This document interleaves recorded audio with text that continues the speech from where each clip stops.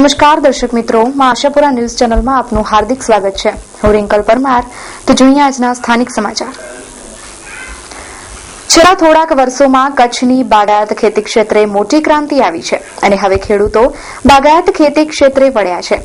કચ્છના બાગાયત ખેતી કરતા ખેડૂતો માટે એક ગુજરાતી ન્યૂઝ ચેનલ દ્વારા કૃષિ કોન્ફરન્સનું આયોજન કરવામાં આવ્યું હતું. આ કોન્ફરન્સમાં કચ્છના ખેડૂતો, બાગાયત ખેતીના નિષ્ણાંતો અને બાગાયત અધિકારીઓ હાજર રહ્યા હતા. આ ન્યૂઝ ચેનલ દ્વારા ખેતી ક્ષેત્રે જાગૃતતા લાવવા માટે અનેક કાર્યક્રમો રજૂ કરવામાં આવે છે અને બાગાયત ખેતી સંદર્ભે કચ્છના ખેડૂતોમાં જાગૃતતા લાવવા માટે જિલ્લા પંચાયત હોલ ખાતે કૃષિ કોન્ફરન્સનું આયોજન કરવામાં આવ્યું હતું. કચ્છમાં બાગાયત ખેતી વિકાસ પામી રહી છે. કચ્છ એક સૂકો પ્રદેશ ગણાતો હતો, હવે તે ભૂતકાળ બની ચૂક્યું છે.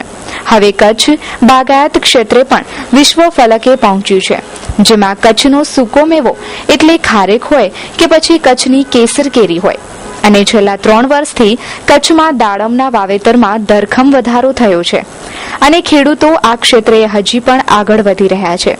આ કોન્ફરન્સમાં બાગાયત અધિકારી તેમજ બાગાયત ખેતીના નિષ્ણાંતો દ્વારા ખેડૂતોને બાગાયત ખેતી કેવી રીતે કરવી અને આ ખેતી કરવા માટે જરૂરી ખાતર, દવાઓની સમજ આપવામાં આવી હતી. માર્ગદર્શન ખેડૂતોને આપવામાં આવી રહી છે.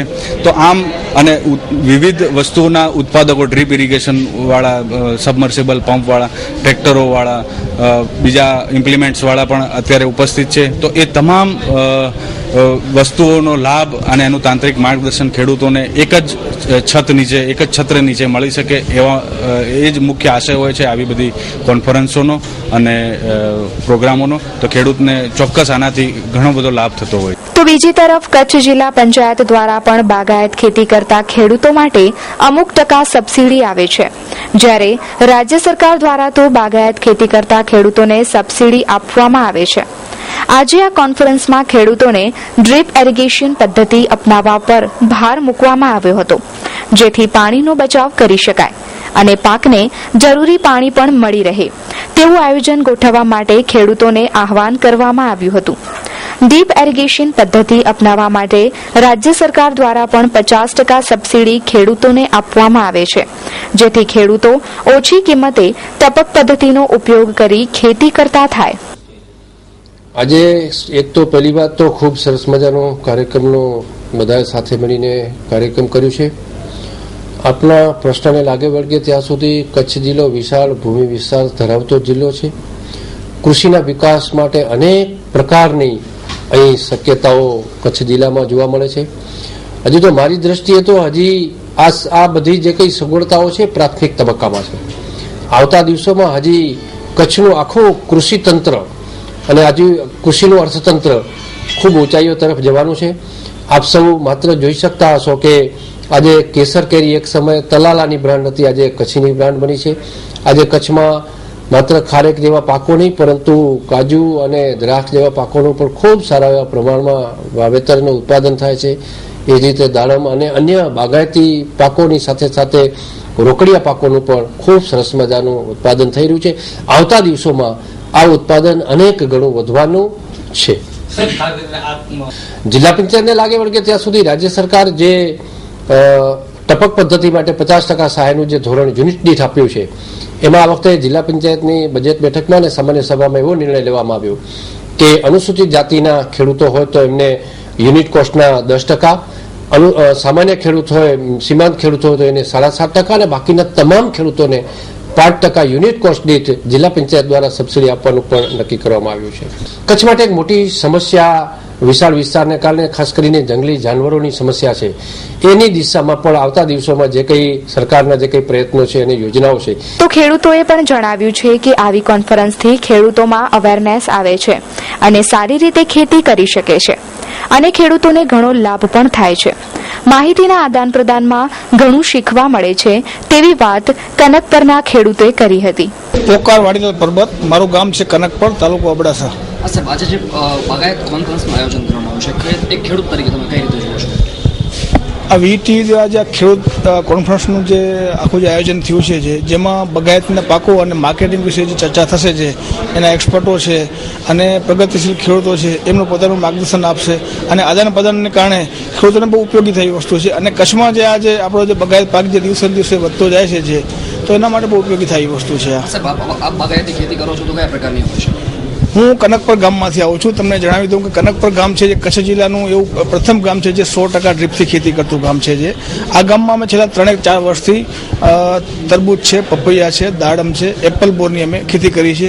મને જણાવતા તમને કહી દઉં કે એપલ બોરની સૌથી પ્રથમ ખેતી કનકપર ગામે કરી હતી અને 9 મહિનાની અંદર પાક વાવ્યો અને 9મા મહિને જ પહેલું જ ઉત્પાદન કચ્છના લોકોને ખવડાવ્યું હતું. કનકપર ગામના ખેડૂતો ખવડાવ્યું હતું. સર, કચ્છના પ્રખ્યાત ન્યુમરોલોજિસ્ટ જ્યોતિષ શંકર ગોર, વિશ્વ પ્રસિદ્ધ મહાનુભાવોની ભારતના 7 વડાપ્રધાનોની શ્રીમતી ઇન્દિરા ગાંધીના મૃત્યુની, રાજીવ ગાંધીના પરાજયની, ગુજરાતના મુખ્યમંત્રી શ્રી નરેન્દ્રભાઈ મોદીના વિજયની, કચ્છમાં ભાદરવામાં ભારે વરસાદની સચોટ ભવિષ્યવાણી કરનાર વિશ્વના પ્રથમ ભારતીય અંકશાસ્ત્રી શ્રી શંકરભાઈની સાચી સલાહ, સચોટ ઉપાય જાણવા રૂબરૂ મળો, જેમની યંત્ર સિદ્ધિથી 20,000થી વધારે લોકોને ફાયદો થયો છે.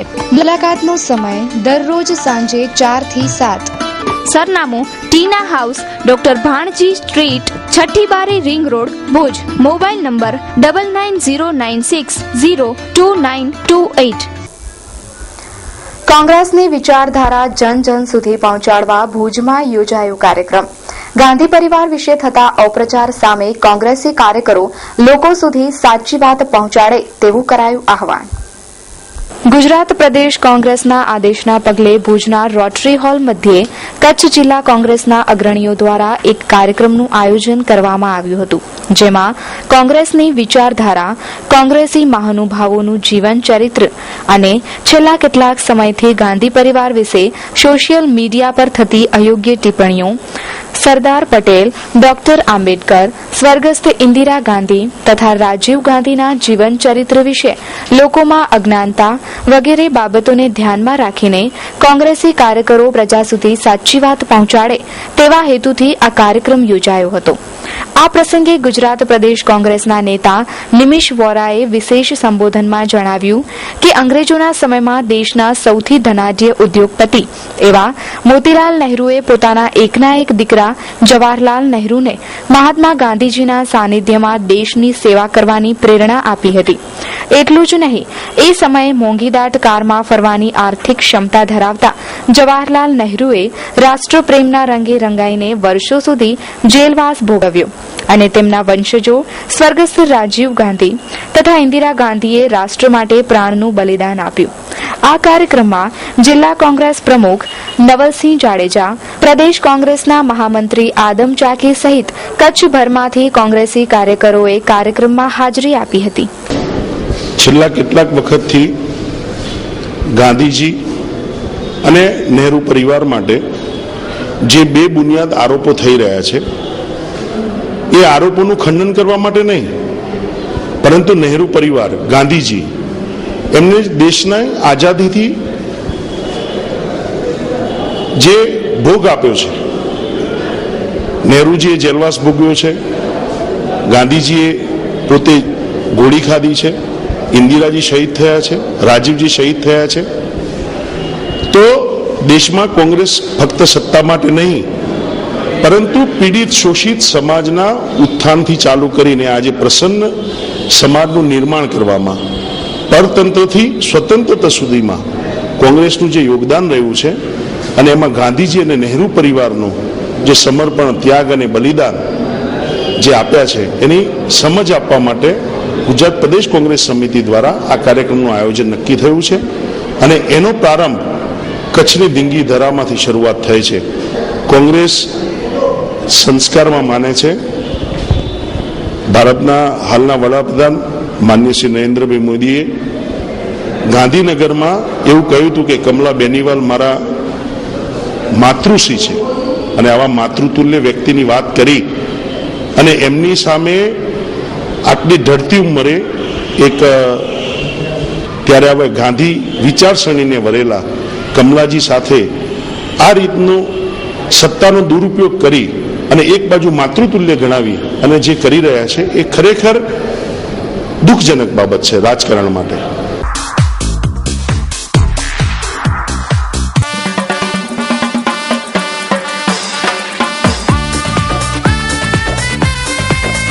ભુજની સ્વાદપ્રિય જનતા માટે હોટલ શક્તિનું નવલું નજરાણું શક્તિ રેસ્ટોરન્ટ આપની સેવામાં 24 કલાક ઉપલબ્ધ છે. રોજ બપોરે ગુજરાતી થાળીનો રસ થાળ માત્ર ₹90 આપની એકવારની શક્તિ રેસ્ટોરન્ટની મુલાકાત કાયમી બની રહેશે. અદ્ભુત સ્વાદના ખજાનાનો આનંદ માણવા એકવાર અવશ્ય મુલાકાત લ્યો.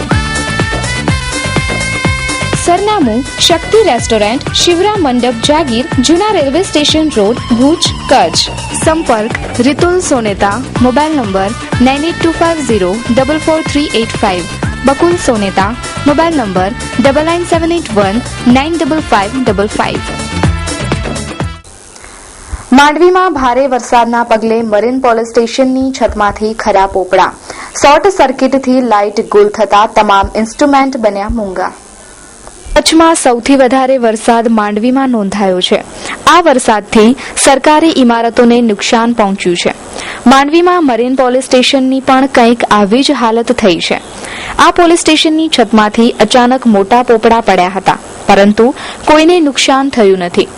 પરંતુ શોર્ટ સર્કિટને કારણે લાઇટ ગુલ થઈ જતા મરીન પોલીસ સ્ટેશનના તમામ ઇન્સ્ટ્રુમેન્ટ મૂંગા બન્યા છે. આ છે માંડવીનું મરીન પોલીસ સ્ટેશન.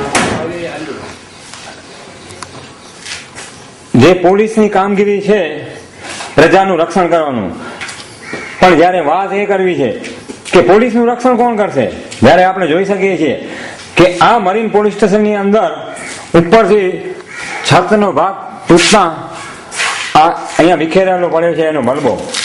અગાઉ પણ આશાપુરા ન્યૂઝ અને કચ્છી ટીવી સમાચારે આ જ પોલીસ સ્ટેશનના સમાચાર લીધા હતા કે સુવિધાનો અભાવ, વર્દી પાછળ પણ એક રડે ધબકે છે.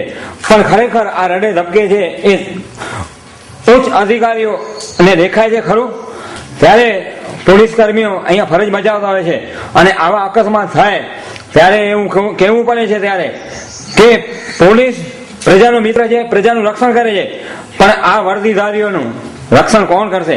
UHC Mandvi marine police station આજે બપોરના ભાગે લગભગ બપોરના 2:30 વાગે ઉપર છતમાંથી કંઈક પોપડું પડતા અને પંખાની અંદર જે અવાજ થતા બાજુમાં સેટ પર બેઠેલ ફરજ પર બારોટભાઈને ફટાફટ ખેંચી લીધા અને નહીં તો પોપડો એના માથે પડત અને થોડું નુકસાન પણ થાત. બસ પૂરું થવાની તૈયારીમાં જ છે. આમ તો 15મી ઓગસ્ટના કદાચ આપે પણ ખરા કબજો. ઇલેક્ટ્રિક વાયરિંગ બધી શોર્ટ સર્કિટ થઈ ગઈ છે અને પૂરેપૂરી આમ તો જો કે વાયરિંગ બળી ગઈ છે, જીબી વાળાએ આવીને ચેક કરીને જણાવેલ. તે સિવાય વાયરલેસ છે, ફ્લેક્સ છે, આ બધું ઇલેક્ટ્રોનિક વસ્તુ બધી બંધ પડી ગઈ છે. 2013 થી માંડવી મરીન પોલીસ સ્ટેશનમાં ફરજ બજાવતો હોય. અત્રે વખતે મારી ફરજ કલાક 12:00 વાગે વાયરલેસ પર હતી. તે દરમિયાન બપોરના 2:30 કલાકે ઉપરથી છતનું ગાબડું પડતા અને પીઓસોની નજર પોગી જતા હું મારી ખુરશીમાં બેઠેલો હતો. તે દરમિયાન પીઓસોની જાણ થતા મને ખેંચી લીધા અને તેમાં મારો સૌ બચાવ થઈ ગયેલો. તે દરમિયાન વાયરિંગમાંથી પણ શોર્ટ સર્કિટનો ધુમાડો નીકળી અને આખું માંડવી મરીન પોલીસ સ્ટેશનનું વાયરિંગ શોર્ટ સર્કિટ થઈ ગયેલું છે. અને હાલે તમામ પ્રકારના સુવિધા છે, પંખા છે, લાઇટ છે, VHF છે, ફ્લેક્સ મશીન છે, ઝેરોક્સ મશીન છે, એ તમામ પ્રકારની સુવિધા બંધ સ્ટોપ થઈ ગઈ છે. આ બાબતની અમોએ જિલ્લા કંટ્રોલ રૂમ ભુજને પણ જાણ કરેલી છે. Hotel 7 sky airport ring road. આ સપ્તાહમાં આપ વિવિધ ફિલ્મનો આનંદ માણી શકશો.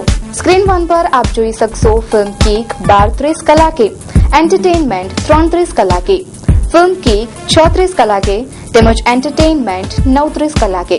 સ્ક્રીન 2 પર આપ જોઈ શકશો એન્ટરટેનમેન્ટ 12:30 કલાકે, કિક 3:30 કલાકે, એન્ટરટેનમેન્ટ 36 કલાકે તેમજ ફિલ્મ કિક 9:30 કલાકે. સ્ક્રીન 3 પર આપ જોઈ શકશો ફિલ્મ એન્ટરટેનમેન્ટ 12:45 કલાકે, 3:45 કલાકે, 6:45 કલાકે તેમજ 9:45 કલાકે. Sunday morning Hindi movies show 10 a.m. at 50 rupees onwards. Advance booking માટે આપ સંપર્ક કરી શકો 9909929100. હવે આપ ઓનલાઈન બુકિંગ પણ કરી શકશો. Website www.7skymultiplex.com.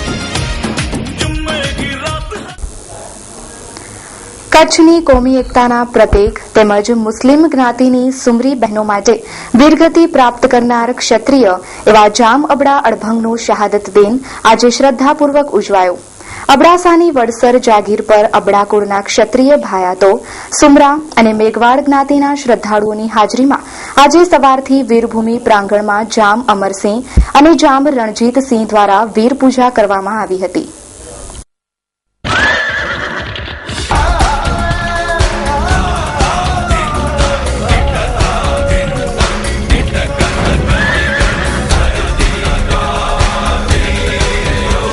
જામ અબડા અડભંગના નામ પરથી ઓળખાતા અબડાસાના આ મહાયોદ્ધાનો જન્મ ફાગણ વદ એકમના સંવંત 1316ના ધૂળેટીના દિવસે થયો હતો.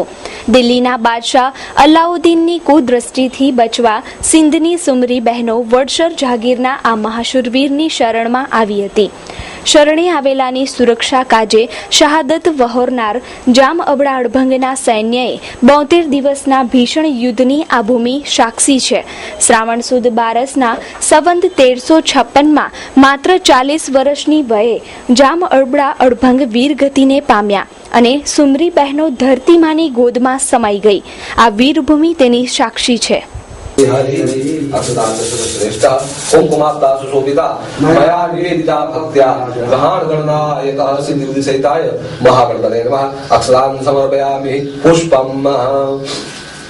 શાસ્ત્રોમાં કહેવાયું છે કે સ્વધર્મે નિધનના શ્રેય, મતલબ કે સ્વધર્મની રક્ષા કાજે અગર શહાદત વહોરવી પડે તો પણ એ શ્રેષ્ઠ કાર્ય છે, શ્રેયદાયી છે. સિંધથી આવેલી સુમરીઓની સુરક્ષા માટે વીરતા અને બહાદુરી પૂર્વક શહાદત વહોરનાર દાદા જામ અબડા અડભંગનો આજે શહાદત દિન છે. શરણે આવેલી સુમરીઓની સુરક્ષા માટે શહાદત વહોરનાર અને અભિમન્યુના અવતાર તરીકે ઓળખાતા કચ્છના જામ અબડા અડભંગ દાદાનો શહાદત દિન આજે ધામધૂમપૂર્વક અહીં ઉજવાયો હતો. આવો એની વિગતો મેળવીએ.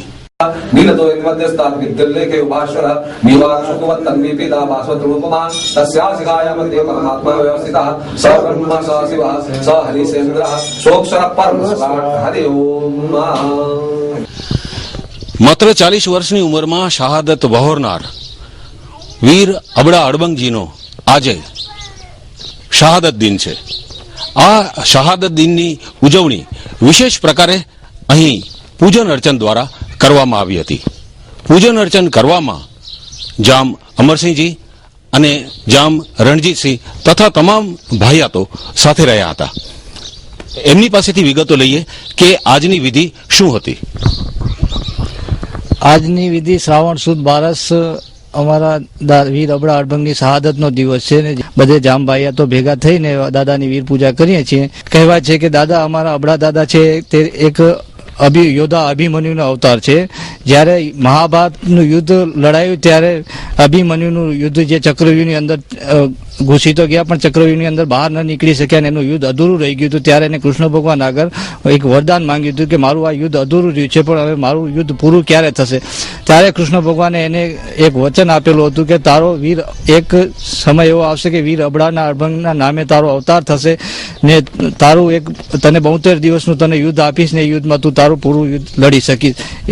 જામ અબડા અડભંગની શહાદત દિનની ઉજવણી ક્યારથી શરૂ થઈ એની વિગતો લઈએ જામ રણજીતસિંહભાઈ પાસેથી. વીર અબડા અડભંગની જન્મ જયંતિ તો વર્ષો થયા અબડા ભાયાત અને કચ્છ જિલ્લા ક્ષત્રિય સમાજ બધા ભાઈઓ અને ભક્તજનો સાથે મળી અને ઉજવી છે. પણ છેલ્લા 8 વર્ષ થયા જે દાદા શહાદત દિવસ જે આજે શ્રાવણ સુદ બારસનો છે એ મને 8 વર્ષ પહેલા યાદ આવ્યું કે માણસ હંમેશા જન્મથી મોટો નથી હોતો, પોતાના કર્મથી મોટો થતો હોય છે. તો દાદાના જન્મ પછી જ્યારે શુમરીઓ સિંધમાંથી આવીને તેનું રક્ષણ માટે અલાઉદ્દીન ખિલજી સામે પોતે યુદ્ધ કરી અને શુમરીઓની લાજ બચાવી, એટલે 18 દિવસનું યુદ્ધ અહીંયા વીર ભૂમિ ઉપર લડ્યા, દાદા લડ્યા અને અલાઉદ્દીનના લશ્કર સામે લડ્યા. અને જે શુમરીઓની દીકરીઓ એવી હતી, સતી હતી, જ્યારે 72મા દિવસે દૂધનો કટોરો આપે છે દાદા કે આ દૂધ લોહી બની જાય, ત્યારે આ પૃથ્વી ઉપર કોઈ એવી તાકાત નથી કે તમારું રક્ષણ કરી શકે. અને દાદા એને દૂધનો કટોરો આપે છે કે આ લોહી બની જાય ત્યારે ધરતી ફાટશે અને તમારે એમાં સમાઈ જવાનું છે. ત્યારે સતી સુમરીઓ ધરતીમાં સમાઈ જાય છે. અને દાદા આજના દિવસ શ્રાવણ સુદ બારસના દિવસે 72મો દિવસ આજે વર્ષો થયા વડીલો એમ કહેતા હોય છે કે વરસાદ નથી આવતો, તો કે આ 72 છે. જે 72નું કારણ વીર અબડા અડભંગને વરસાદને પણ વાયડું હતું, વાવાઝોડાને પણ વાયડું હતું, વાહને પણ વાયડો હતો.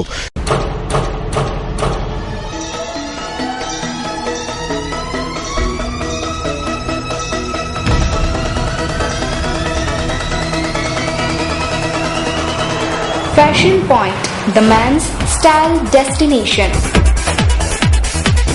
આજના બદલાતા આધુનિક યુગમાં મેન્સના લુક વધુ સ્ટાઇલિશ બનાવતો શોરૂમ એટલે ફેશન પોઈન્ટ. અમારે ત્યાંથી આપ મેળવી શકશો આપની પસંદના ફેન્સી અને સ્ટાઇલિશ વેર, જેમ કે formal shirt, casual shirt, T shirt, jeans pant, cotton pant, formal pant, night suit, night wear, purse, socks, belt, undergarment તેમજ કુર્તાની વિશાળ રેન્જ. તો આવો અને પધારો અમારા શોરૂમમાં તેમજ મેળવો સ્ટાઇલિશ લુક.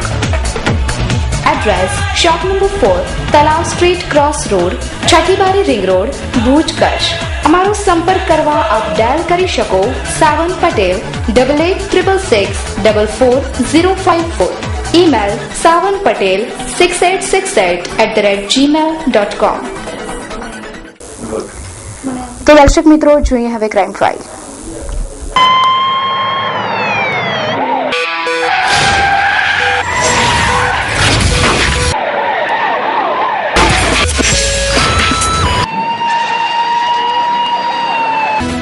આણંદસરના 2 પરિવારો વચ્ચે સર્જાઈ મારામારી. જમવા માટે ઘરે આવેલી મહિલા સાથે બોલાચાલી થતા જમણવારની જગ્યાએ થઈ ધોકાવારી. આ ઘટના આણંદસર ગામે બની છે. ગામમાં રહેતા જયશ્રીબેન અલ્પાબેનના ઘરે જમવા ગયા હતા. ત્યાં કોઈ બાબતે બંને વચ્ચે બોલાચાલી થઈ અને આક્રોશમાં ઘરે આવેલા જયશ્રીબેને પોતાના પતિને આ વાત કરતા તેઓ સમાધાન કરવા આરોપીને ત્યાં ગયા. પરંતુ ગુસ્સામાં આવેલા અલ્પાબેન, આદિત્ય અને અક્ષયે ભેગા મળી મહેશ ભારતી, લક્ષ્મણ ભારતી અને જયશ્રીબેનને ધોકા, છરી અને પંચથી માર મારી ઘાયલ કર્યા છે. ઘાયલને ભુજની જીકે જનરલ હોસ્પિટલમાં ખસેડાયા છે. મહેશ ભારતી, લક્ષ્મણ ભારતી. હા મહેશભાઈ, શું થયું તમારી સાથે? કોને માર્યું અને શું હકીકત? હકીકતમાં એમ છે કે મારા જે મિસિસ છે ને એ કાલે મારા ભત્રીજી ઓફ થઈ ગયા હતા ને, એટલે જીરી અમે ઘરે ગયા હતા, એટલે મોડું પોતે જમવાનું બનાવ્યું હતું, એટલે પૂછા કરવા ગયા હતા કે તમને જમવું હોય તો જમી લો, એવી રીતે પૂછા એને કરી હતી. ને પછી શું છે, મારી મેં કે અમે રાંડું જમવાનું કહેવા આવે છે ને ગારું આપવા માંડી મારા મિસિસને. મારા મિસિસ કે મને વાંધો નથી, મને તારાથી ભાષણ નથી કરો, તું મારાથી ન કર ને મને જ મારી રીતે જવા દે. તો એને પછી ઘણું ગારું બોલવા માંડી ને પછી 2 જણા હાથે આવવા માંડ્યા. ત્યારે એ લોકોને છોડાવ્યા. પછી સાંજના ઘરે હું આવ્યો ને ત્યારે મને વાત કરી. વાતમાં એવી રીતે કરી કે આ વાતને હકીકત હું એના ગયો તો એના કાકા સસરાને એના ઘરવાળાને બેને સમજાવ્યા કે આ શું કામ ઝઘડો છો ને આપણું આ સારું ના લાગે ને બધું ભાઈયાતનું છે ને. તો પછી બધું બોલવા માંડીને વળી સાંજના પણ મારામારી કરવાનું એની કોશિશ કરી. અમે બધી સમાધાન થઈ ગયું. સવારના રાતના એને ફોન કરના કે એના ભાઈને બેના ભાઈ અને એની માં ને એની પોતની છોકરી 4 જણા મારા ઘરે, મારા મિસિસ છે ને કસ્ટમરને કપડાં બતાવતા હતા અને હું બેઠો હતો. ત્યારે આવીને ડાયરેક્ટ મારી મિસિસને મારવાની કોશિશ કરી. હું છોડાવવા ગયો એટલે ડાયરેક્ટ મારા માથામાં ધક્કો નાખ્યો. એક પંચ હતો લોખંડનો હાથમાં મારવાનો, એક છરી હતી ને મારા તો 2 ખંડોકા પીઠમાં નાખ્યા મને. એ 4 જણા આવીને મારા માથે ખૂની હુમલો કરી નાખ્યો. અરે આનંદભાઈ, મારો દીકરો પ્રેમ છે ને MBBS માં ગોલ્ડ મેડલિસ્ટ થયો છે. બેની જોડી કેવી સરસ લાગે છે ને. આવો. આપણા મકાનના જે 11 મહિનાના એગ્રીમેન્ટ હતા એ હવે પૂરા થવા આવ્યા છે. બરાબર. તો પ્લીઝ 1 મહિનામાં મારું મકાન ખાલી કરી આપો તો વધારે સારું. અરે થઈ જશે. સુરેશભાઈ, પેલા તમે મકાનનું મુહૂર્ત કઢાવો, પછી આપણે સગપણનું મુહૂર્ત કઢાવશું. શા માટે આટલા નિરાશ થાવ છો? હવે મારા પાસે ખૂબ જ સસ્તા રોકાણમાં બહુ જ સારી યોજના છે, જેમાં આપણે આપણું ઘરનું ઘર મેળવીશું. 1 BHK છે, 2 BHK, 3 BHK, 1 BHK 7,71,000 મકાનો છે. અત્યારે 245 મકાનો અત્યારે બાંધકામ ચાલુ છે, જેની અંદર ક્લબ હાઉસ, રોડ, રસ્તા, લાઇટ, પાણી, ગાર્ડન, એવું બધું મંદિર, એવું બધું ડેવલપ કરીને આપીએ છીએ. આપણા ઓછા બજેટમાં ઓછી રકમ રોકીને મકાન મેળવી શકો તમે. ખરેખર મધ્યમ વર્ગને ઉપયોગી એવી યોજના છે. ઘરનું ઘર બની જશે. કારણ કે ઉદ્ધવ બાપાની એ લોકો પર એટલી કૃપા છે ને કે જ્યાં એ મકાન બનાવે ને એ લોકો રહીને ઠરે તો, અને એ મકાનની કિંમત પણ વધે છે.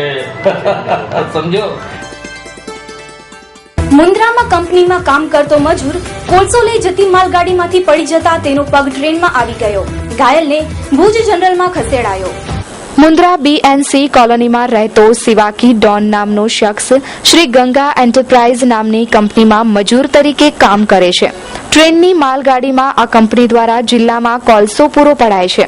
આ માલગાડીમાં કામ કરતા એક મજૂરને ટ્રેનમાં અચાનક ધક્કો લાગતા તે પડ્યો અને તેનો પગ ટ્રેનમાં આવી ગયો.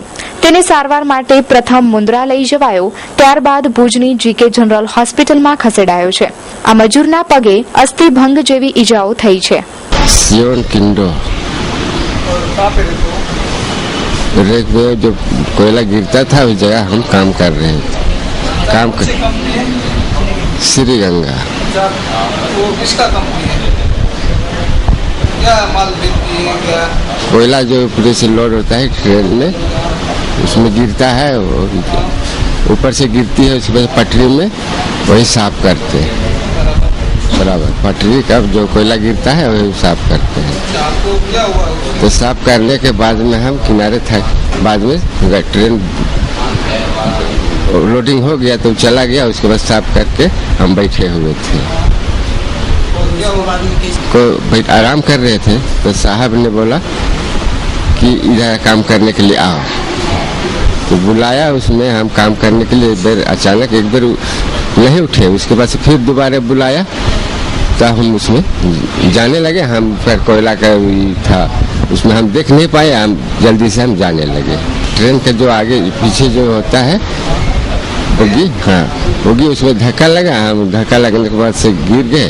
गिरने के बाद संभाल नहीं पाए, पैर उसमें राजदेव. ये सब हुआ सर. एक साहब ने आया था, वो बोला कि इधर आन के साफ करो. तो हम लोग उस समय उधर ही था. तो साहब बोला कि इधर आन के काम करो. तो एक काका को बोला था आप साइड में काका बैठ जाइए, मत आइएगा इधर, हम लोग सफाई करवा लेंगे. तो उसमें कि साहब इसको बोला कि काका साहब इधर आप भी इधर आ जाइए. तो एक काका आगे पीछे मोड़ के देखा नहीं, एक भाई रेक आ गया साइड में आ गया. तो काका सोचा कि क्रॉस करके पार हो जाएगा. एक भाई बैंगन पीछे आ गया, मनी की साइड से मारा, इसको धक्का मारा, काका गिर गया. गिरने के बाद में इसका पैर था पटरी पर चल गया. તો દર્શક મિત્રો, આ હતા અત્યાર સુધીના સમાચાર. ફરી મળીશું નવા સમાચારો સાથે. ત્યાં સુધી રજા આપશો. નમસ્કાર.